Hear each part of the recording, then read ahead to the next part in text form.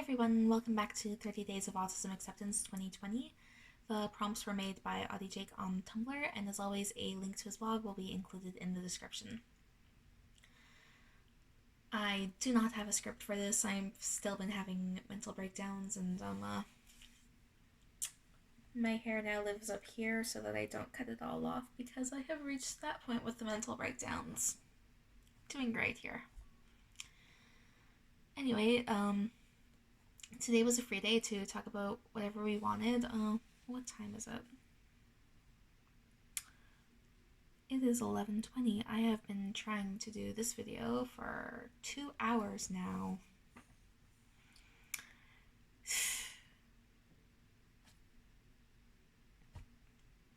You would think that a free day would be easy, but I, for some reason, decided I was going to try to talk about my fantasy world. Well, not necessarily what is in it so much as the purpose that it serves for me and where it came from. So, I first created my fantasy world when I was, created, I guess, is the right term. It's been around, I guess, since I was like 7 or 8. I developed it kind of as a coping mechanism.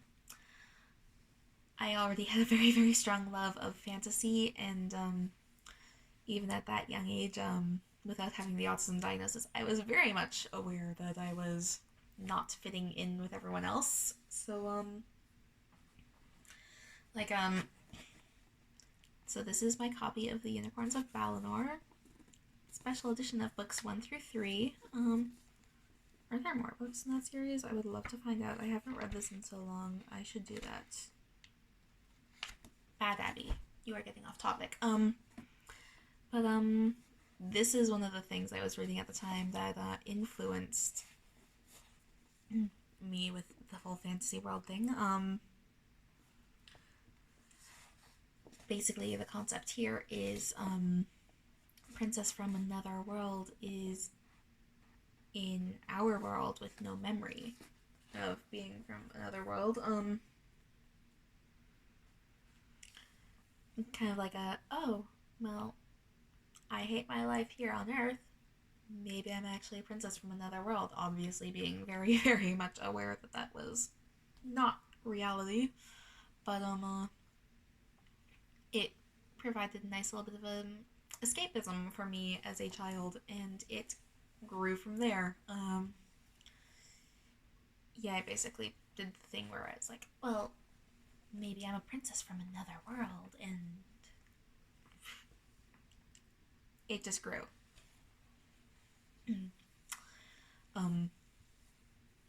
There was an alternate version of me who, of course, was princess in this other fantasy world, and that sounds so cliche, but no, I was a child. I do not need to cringe at my childhood.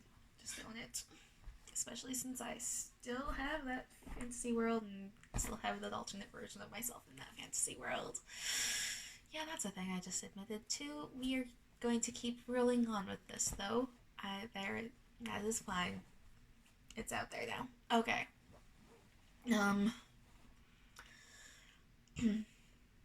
So that is where the world came from. Developed it with through pure escapism as a child. I've just said that 6 different times in different sentences. It's back to back. Come on, busted brain work. So yeah, at first it was just that, and then it grew. Like, as I got older, I need a drink. I can get one later. So as I got older and matured more, the world kind of grew with me and expanded, and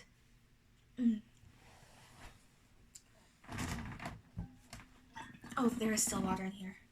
I can get my drink right now. That's better. Okay. So as I got older and more mature, I already have said that 5 times, haven't I? It's fine, whatever.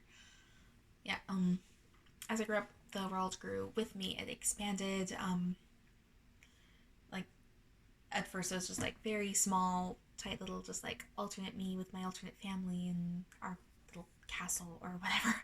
Um, and, it grew to be multiple continents and, like, it's continuing to, like, I,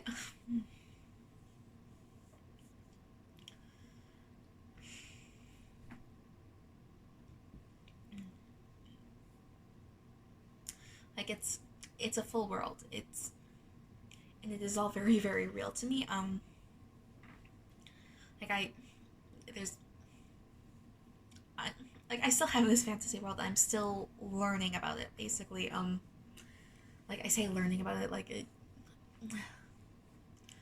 the word that you would probably expect for me to say is still inventing it, but it doesn't feel like I'm inventing it. Like, logically, I know that it only exists in my head and that I technically made it up, but I feel like as time goes on, like, I am discovering and learning more about this world rather than actually making it up, because it does feel real to me. So it's like I'm learning about it the same way I would learn about the history and geography of this world, because to me they are just as real as each other, even though one only exists in my head and I know that. But it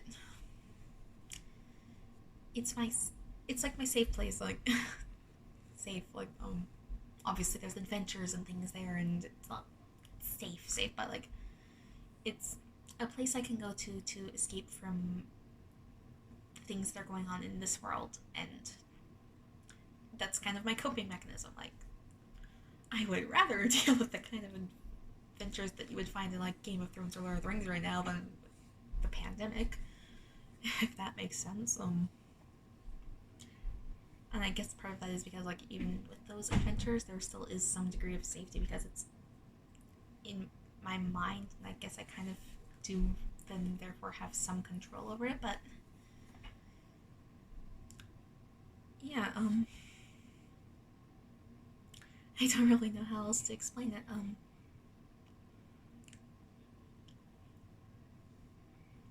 It feels pretty much real to me. Like, it's real history and real people in a way, even though they only live in my mind. But yeah, like, I know it's not reality really, but it does still feel kind of real, and it's I like having my fantasy world. I don't really know how to explain it. Like, I know it's not really real, but it is a place I can go to in my mind and feel like I fit in and belong and feel important, I guess. It,